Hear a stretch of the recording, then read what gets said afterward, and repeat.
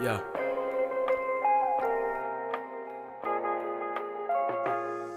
I be saucing with the simplest and flowing over instrumentals. I'm hot when it's cold, I shock you with these elementals. Let me drill in your brain so I can interview your mental. Don't worry, I be gentle. I'm on some of that next level, climb a stairwell escalator. I'm coming with the force, skywalk elevator. I marked before Luke and all the Johns coming later. I finished it all and then I had a and we're here back again with another episode of the Black Picture Podcast. You down with BPP? Yeah, you know me. Thank you. Yes, y'all got it to be guests on the show. The Black Picture Podcast is a podcast that we explore films and television series that star Black actors and are made by Black filmmakers. We have special guests with us, TJ and Edward. Go ahead and introduce yourselves. I'm TJ. I am the newest member of the Modern Crowd. Writer, director, producer, editor. Ready to get this podcast started. All right then, and Edward. Peace, one love. Edward Varnie, screenwriter, director. You know, out here just trying to make indie films that challenge the status quo and make you think. You know. Right, and we're gonna be reviewing Edward's short film Wait. But first, before we get into that, what's been going on with your house life? How you been living? I'm straight. Just That's straight. all I can say. Well, hopefully it get better. Hopefully it gets better. Trying to get into that TV work like you over there. I got you, TJ. I got you. After that, then I'll be more than straight. Okay, more than straight. Great. How about you? I gotta tell you, I feel pretty good. Just trying to stay in a creative space. It's been a transformational, transitional time in my life, and I think I'm getting ready to go into this next phase of creating. You know, working on a feature I'm really passionate about. Got a short film in post, and just trying to keep the creative energy going. So Right, we need some of that to rub off on TJ because he needs to get a little bit more life. Yeah, I need that. But we got you, TJ. We got you. So, like I said, we're going to review Edward's short film, Wait. He wrote and directed it. So go ahead and tell us, like, the log line, the simple premise of what Wait is about. In the wake of losing her dearly beloved boyfriend, a young woman must decide whether or not to keep her child in this next phase of her life while living with her deceased partner's brother, who is a member of the same police force that has a great influence in terms of his passing. So the short end of it. So yeah, it was a great movie. What inspired that movie? Well, fascinating thing, full disclosure, Wait is a piece from a bigger feature I've been developing for about... That's exactly what I was about to ask, because I felt like that could be like a feature, like it was like a scene out of a feature. Thank you. It's literally, the feature itself is an ensemble piece about this community that has the character in question, the short, Raymond Tillman passing, and literally I just pulled his girlfriend's narrative beats of it, because those... small enough to shoot coherently without going too big, but also too, and this is where I got to give a shout out to Miss Tiffany Tejada Moore, my awesome cinematographer, Jedi Knight Master in New York. She was like, hey, we should shoot something. I know you got something laying around. And I sent her the script, and she literally sent me a plane ticket, and we were shooting 2 weeks later. Oh, wow. Yeah, so it's just, that was definitely the short, and then also 2 time capsule we shot the week before the pandemic hit, like literally... Flying that was out, right on time. You heard these whispers about, oh, there's this China virus coming down the pipe. I was like, what are you talking about? We're in New York shooting. And then literally I was going to fly back that Tuesday from New York. If I would have waited till that Tuesday, I would have been stuck out there. So it's kind of like interesting to look at it now in terms of where we've been removed from 2 years ago. So that's essentially where it came from. It's from a bigger piece called Marco Flood. Been developing it for about 7+ years now. Really passionate. It's about a lot of the social, political conversations in the short, but essentially about a character's transformation in the wake of where's the intersection at between activism and commerce, essentially. Right. But that part of the story is essentially the human element of it, what Monet goes through, Right. And I liked her, kind of the struggle that she was having, like, should I keep the child? Should I not keep the child? Like, well, I think she was was more leaning towards, go ahead and get rid of it. But at the end, it was like, wait, did she? Or did she not? Because it cut and battle with that question: is she going to do it for herself or for her? Well, I guess her brother, basically. Yeah. the child's uncle. Uncle, right? But it's like, are you gonna keep this baby every day? It's tough. I mean, I think it's we have these conversations. Obviously, I know in the black community, not to make this a political podcast, everyone, that obviously growing up so deep in tune with our spirituality and religion and stuff, that it's just presumed that under every circumstance, the black woman is supposed to keep the child. But at least for me, and once again, full disclosure, in the actual feature film, it's never really a question who's going to keep the child. It's more so what kind of world am I bringing this child into while looking at this uncle. And I think, you know, we had these conversations about masculinity and what does it really mean to be a black man in the black community. It's very much putting Raymond's older brother in a tough place because he's a dedicated older brother to his family, but he's given his life to the Blue Shield. And now he's watching the Blue Shield treat his family like he's seen other families be treated. And all she knows is he's coming home every day, you know, not really talking about Raymond and stuff and not doing anything. So to go back to your question is, you just keep the child and stuff. But, I'm not going to give you a place to live. I'm not going to help you support the child. I'm not even going to pop in once a week.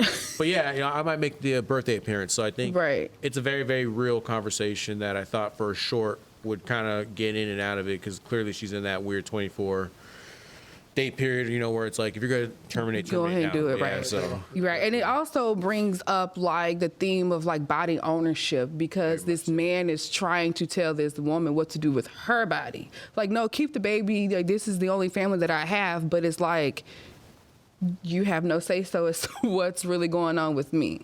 And that's a great point because it's obviously.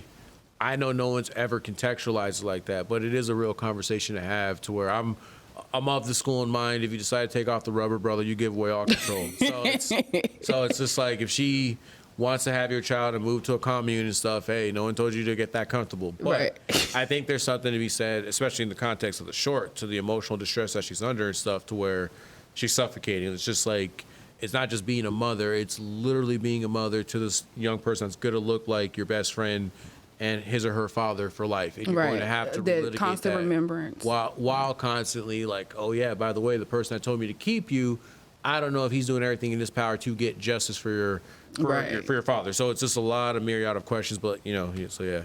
Right. I got one question about the friend, the girlfriend. Was that like just a friend or?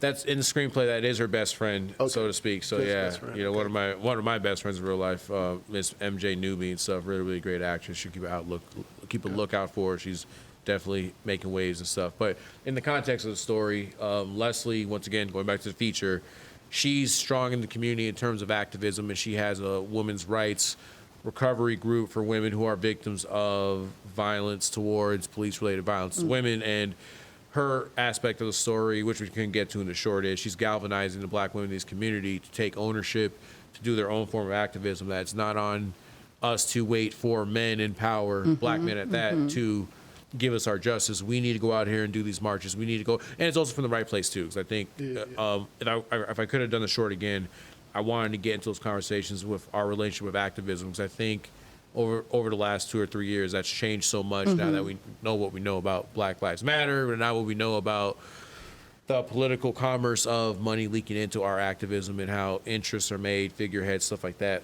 which the feature gets into. But She was definitely militant. She was ready to jump down that cop's throat. Right, because I was like, first of all, how you gonna walk in somebody's house talking to him all crazy? And because, with the brother-in-law, well, he's really not brother-in-law because they're not married, the boyfriend brother, he just seemed like, I know you was trying to make it so that you really don't know what side of the fence he's playing on, but it read across that he was really on the police side, to me. Definitely. Say word. Because it was like, how are you going to have this white cop come into the house and talking to the women like that? Yeah. Like, he's just like, hold on. And then when the guy said something, he was just like, be quiet. Like, excuse me? That voice on it. Yeah, I was going to ask you, like, how did you really feel about his performance? Here's the interesting thing about Devron. I think Devron's one of the most talented actors that I know. His voice is so strong. Yeah, like, he's going to have such a great career in voiceover work and character work. So, and once again, full disclosure, he had been living in China for about 2 years before he made the short. He did the LA thing. He went out to China. He had been doing a lot of theater work, production work out there, and I'm like, man, I'm doing this short. would love for you to do it, you know, and he like flies back to China like in two weeks. And once again, this is with things happening and stuff, as we know now, the pandemic. So truth be told, this is like the first on-camera work he had done in probably going on 3-4 years. Okay. So there was the rust factor knocking off, but me wanting to collaborate with a friend, kind of get a friend back into the bench. There's things that I really love. I think the pinnacle of his performance, to answer your question, is the end beat. You know, it's just them two one-on-one, right? Stuff like that. And obviously, once again, as a director, growing and stuff and everything, I would definitely do a lot more crafting and prep work in terms of managing that voice. Because the cool thing about Devon is where some actors need that full monologue, clearly he needs 1 or 2 lines. Because when you hear that voice, you see those eyes. He's deceptively bigger than what he plays. Right. You know, he used to wrestle in high school, so he has a lot of physicality and stuff. So. And he would tell you this too. Me and Devon, we chop it up all the time. He's like, yeah, man, I like my performance, don't love it. You know, I gotta give you different shots. So, you know, but he's a very, very, very tedious brother. But you know, I think interesting. Devon always keeps it interesting. He's definitely gonna be that last of Mohegans when it comes to the method actor. You know, so. But so how did that make you feel as you know, as a young black man, young black woman, in terms of that? I think that tough intersection conversation we have to where, yes, you're an African-American member of this community, but you do dedicate your life to the Blue Shield that has a very specific relationship with our community. Like, how did that read to you? I mean, I just felt like you can be a black police officer, but you still need to show your community that you're essentially on their side as well. And it just really didn't read that to us through his character because of the way that he was responding to what the other officer was saying. Like like I said, the guy was coming in and say like, you need to be quiet. Okay, and then he took that moment to tell them to be quiet. He should have just been like, you don't come in here talking like that or something, just to show the ladies that he's on their side. That's just how I felt about it. Definitely with you, Britt. My dad's a detective, so I know a little bit about that, and my brother has gotten into like a lot of trouble. So like, it's weird seeing that power differential. Well, you're black, but you're a cop, so you don't have that power in being black, but you have that power in being a cop, and you can get away with a few things. So like, I'm trying to see like, how do you wrestle with that? Have you talked to your dad about that? Definitely not. No? Now, and that's the thing to where, once again, I know it's a short, so we got to get in and out, and I think I was really more in love with the Monet arc of it. The feature film, that is the conversation, because I think there's something to be said about vulnerability in black men on camera that, dare I say, it's not sexualized, desexualized, however you want to get into it. And literally that is his whole arc, is literally that, like, my little brother is dead, and I've been put on leave, and every day I have to look at the person who's carrying my niece or nephew, and I'm powerless to do something about it. And I think going back to what you said, to where there is a very much real world application of being a detective, being a police officer, but where does that begin and end in the context of your community? Because, and I would ask, you know, maybe it's a rhetorical question, that do we expect more of our officers and law enforcement who look like us, knowing that, you know, they are working and navigating a system that is built on some level of systemic racism. Not all of it, you know, obviously it's changing, it's come a long way, you know, so let's not say that, but I do think it is a real reality to where it's just like, as high up as you can be in corporate America, you are working in corporate America. You didn't build the house. Right. So good for you if you get to the front desk and you're making 6 figures. Maybe you can, you know what I mean? So, right, but I feel like that, because then they, at that point, would have to ask themselves, why did they become a cop in the first place? To protect and serve your community. So if you're a black officer, you need to be working for your community, not necessarily for the white man. But then, remind me again, the brother got shot by a cop, and they were trying to cover that up. No, well, in the film, and once again, in the film and stuff, when you read the screenplay and stuff, we'd love to get your feedback on it. He was shot unarmed-wise, and essentially the police shooting framework that I use, I'm not sure if you're familiar with the officer, Sean Grobert, in South Carolina. It's going on about 7-8 years ago, where literally he pulls around a guy at the gas station pump, and he says, hey, license registration. When the guy reaches for it, he opens fire on him, right? And literally, and the guy's like, why'd you shoot me and stuff and everything. And I think the cop wound up getting 3 years, something like that. But the whole point being is that was essentially, my context for Raymonds Shooting, so to speak, right? Because having been the guy at the gas station with his friend, detained XYZ and stuff, you see in the lick of a split to where you could follow directions, as we know, not in terms of the political podcast, what can happen? Okay. Right. So to answer your question and stuff, Raymond was unarmed. He was shot by a cop. And the immediacy and stuff for conflict of interest, his brother was put on leave while the investigation is going on, i.e. officer comes over to update, right? I.e. the officer, I'm having a conversation with you as a police officer and to understand that you need to kind of protect our interests too, which is a big part of the feature. Yeah, so at that point of the scene, he's just like in job mode. He's not in like brother mode. I think that's what we see in that scene. Yeah. And also too, I think that's maybe, I think if anything I wanted to, I think the opening scene, to kind of reframe what you asked me about Devron, his best work is definitely him, his opening the porch crying with the flashback and then saying, because obviously on one hand and stuff, he does truly care and love his brother, but I do think, and this is something I think in Black America we struggle with, to where when we get a good high-paying job, whether it's production, corporate, otherwise, job becomes identity because job gives so much. Job gives resources, opportunities, and grow, blah, blah, blah.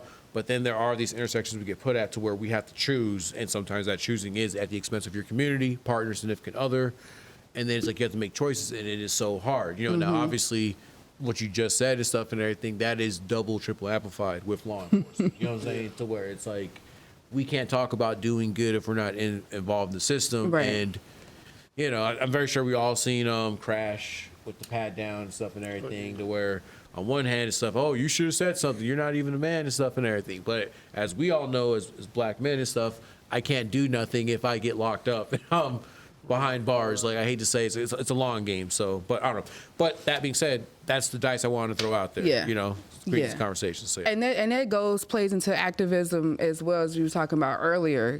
Because it's like, you know, you could go to the marches all day long, but like, what else are you doing? Or you can be tweeting about it and talking about it, but what else are you doing? You know, so you have to kind of like, if you're going to be in it, be in it.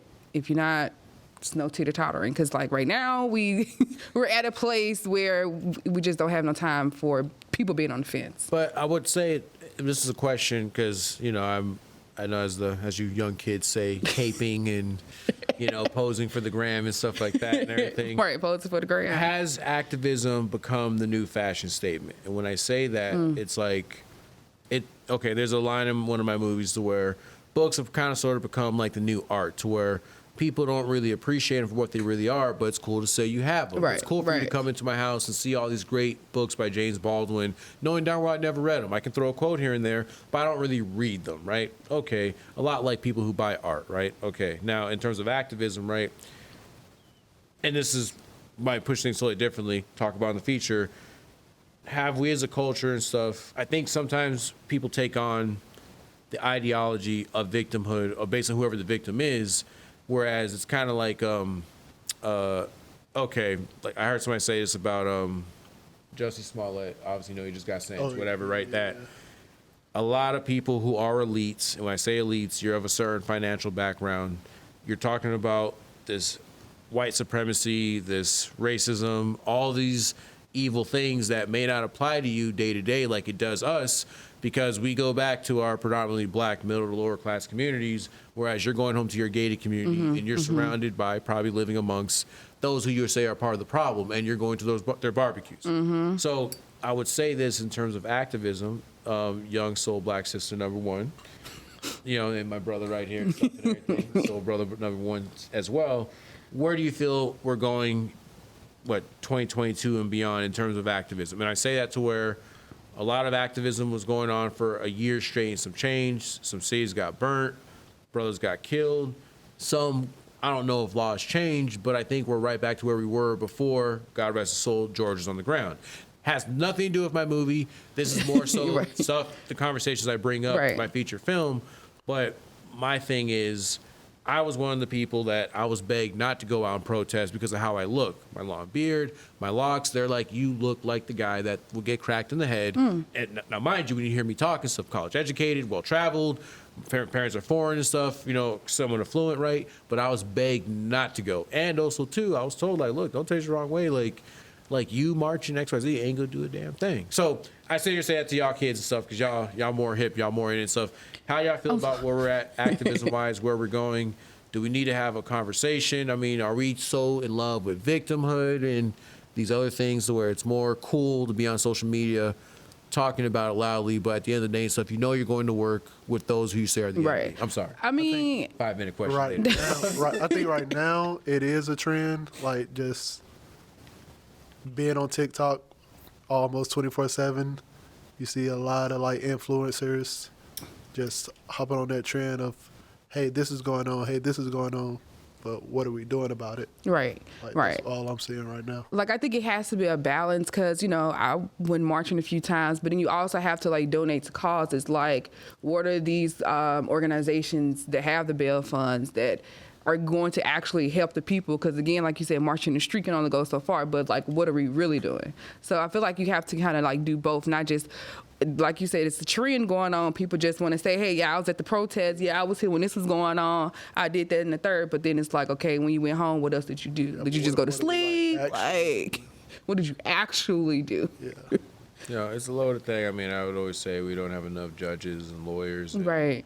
And I don't know, you know, I've always been of the mind, to get a little political here, of the mind to where we need to kind of sort of be like the mafia in terms of buying our politicians. And, you know, it doesn't mean we have to kill people, but, oh, hey, you're running for mayor and you're going to get the mayor spot. Yeah. But these are the 5 things I want to see happen in my community. And if you don't get them done, we will have you removed. Now, when you get those things done, that'd be funny. You'll be protected. You'll make sure you're good. But like I said, we don't even move like that, though. You know what I'm saying? So that's what I'm saying to where. You keep saying not to get political, but movies can be political. Oh, yeah. Yeah. They can do that almost the same thing with movies. Like, oh, don't get twisted. Any and every film that is ever made under the sun is political. Yeah, now the question is, how high is the political volume? Clearly, with weight and stuff, it was so funny because when we wrapped the film, they're like, "Oh wow, Edward, this is a really fascinating pro-life film," or pro-choice film, and I'm like, oh shit, because to me it wasn't that and stuff. It was literally about these things are happening and just people dealing with stuff. So, and I think that is the best art. That is the best conversation to have. If anything, that I want to see more of from our creatives of color across the board is just have the conversation, put it out there, ask the hard questions. Right. You know, like I think we've, and this is, you know, great. All art is political. Now the question is, are you political in the sense to where I'm all for conversations? I know I'm rambling on. Sorry. You're good. I'm all for conversations, and as I tell all my friends in my creative circles, extended family, we can have a conversation about anything that you want. In terms of anything I've made, if you have a problem with it, but it's going to be a conversation. Yeah. What I will not all that with representations of us in this quote unquote 2023.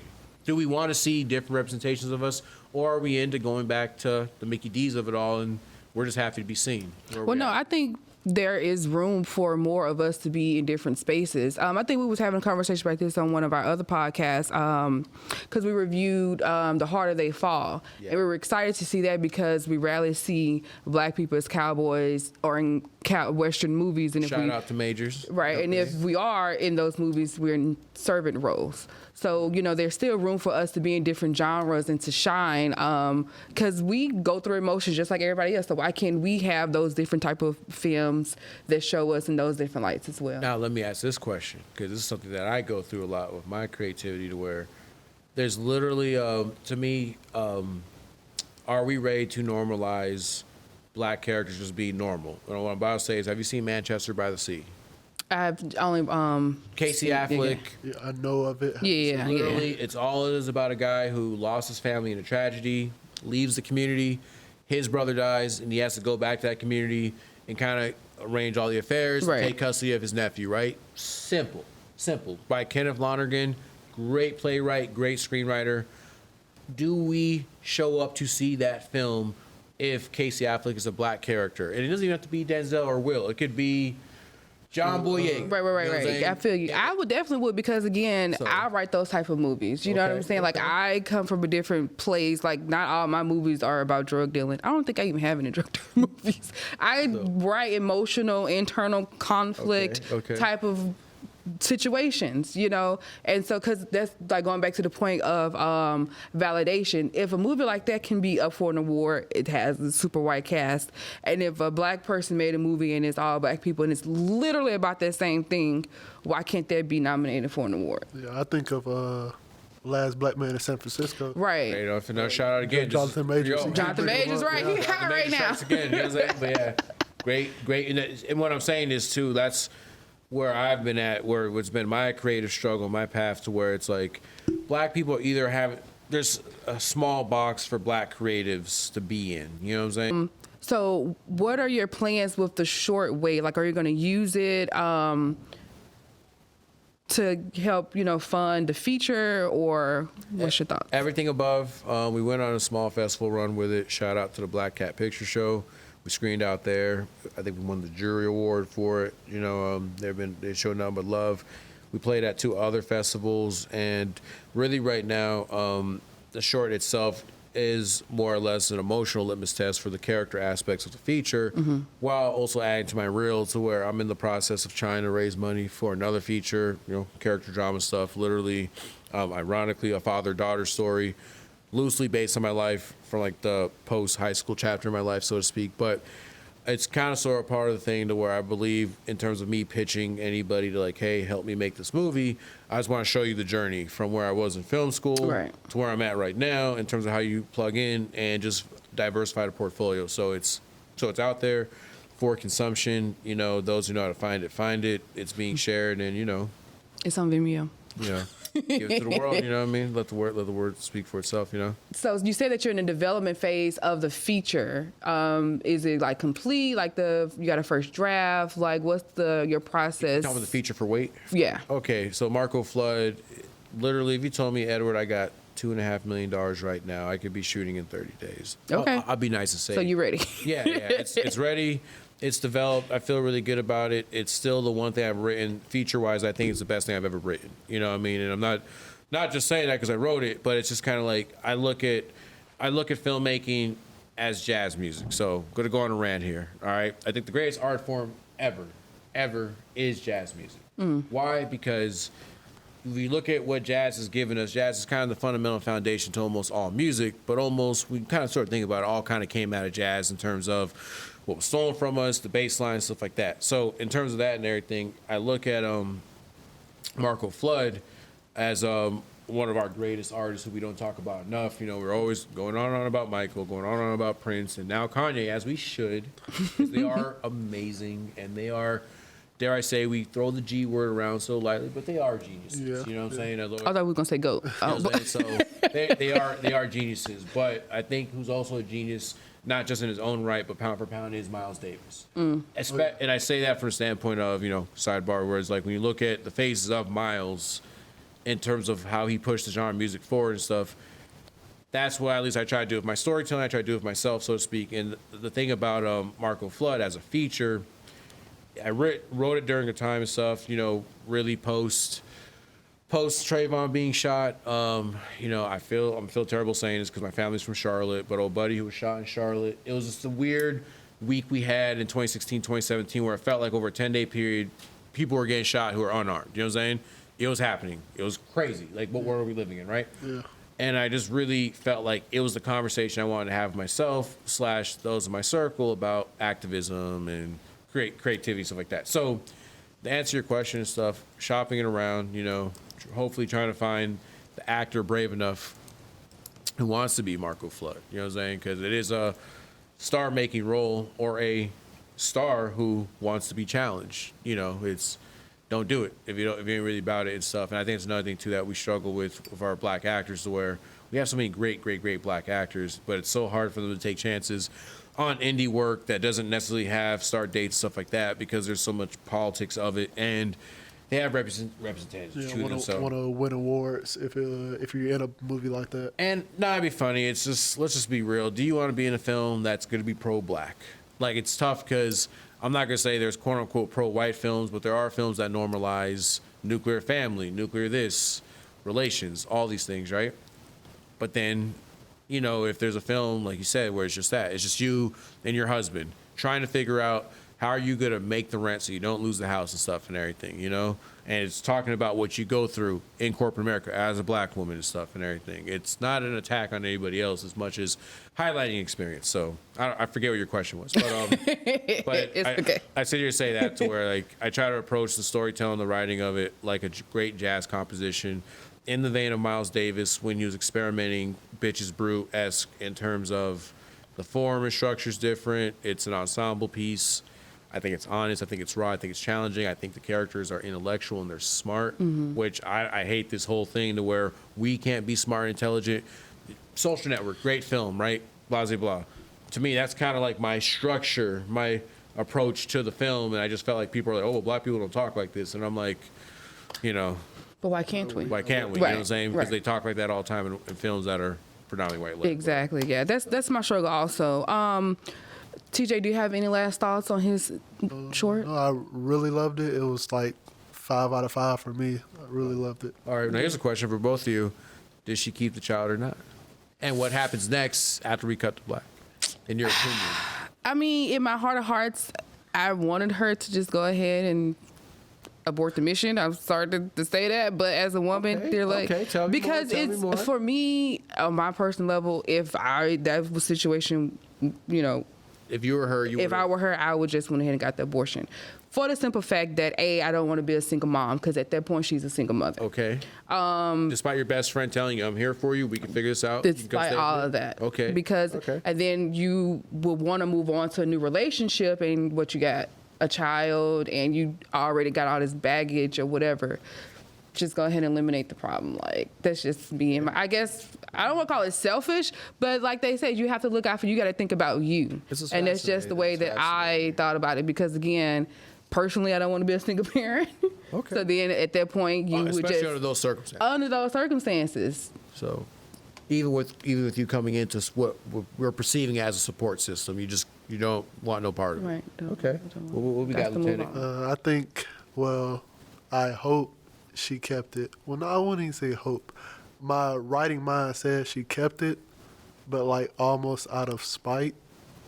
Like the baby is like some sort of like, not martyr, or like a flag saying, hey, this person was killed. This is his child. And don't you? Yeah, he's Hey. here. I see what you're saying. Kind of like a Fred Hampton situation. Well, I mean, she was too far along anyway, but to get rid of it. I mean, it kind of reads up that she did keep the baby because they, cut her up on the sofa at the end. I think, like, if she would have got rid of it, he would have been mad or something like that. They wouldn't be cutting up at the end. Like a suing incident occurring with the police. Okay, so you feel like there's gonna the legal ramifications. Yeah. Say word. So just go ahead and let everybody know where they can find you, where they can view more of your work. Well, if you want to see more of my work, reach out to me. I'm in the process of retooling my website, but I'm on IG, Mr._Varnie. I'm somewhere on Twitter, but I'm not cool enough to know my Twitter handle. So if you snoop around, you can find me and stuff. I'm losing the guy following and retweeting jazz album covers, but I'm around. And through this Soul System #1 right here, and this brother right here, you can find my work. Look me up. Got a short coming down the pipe. You know what I mean? Well, actually, a few short films coming around because I got the vampire thing I was telling you about. I shot a proof of concept for it. So more sooner than later, you got work coming. So Gotcha. I'm around. Cool. All right, TJ, let everybody know where they can find you. Find me on IG and Twitter. Call me TJ, please. Oh, okay, then. Okay. No, not gonna say please. Please. Well, thank you That's all I for ask. tuning in to another episode of the Black Picture Podcast. Until next time, peace. Where it's so hard We to out. choose, We everything out. so misconstrued. The pawns all getting removed. I know the next step, but these observers getting confused. I'm a first person soldier, you got third person motive. Yeah, so your opinions get refused. And of course I'm getting older, less reminiscing, more reviews. I realize it's a waste to spend $300 on some shoes just because it has a picture of some dude from some school who played for some pro team making more money than you. You can't chase after greatness if you buying into it. You can't chase after patience if you trying to do it. You can't chase after Haitians, they be flying through it. Do it at your own pace, then grind into it. Trying to be like Block Boy and over your music. Hold me to it, I'ma sliding through it. I know it's unexpected.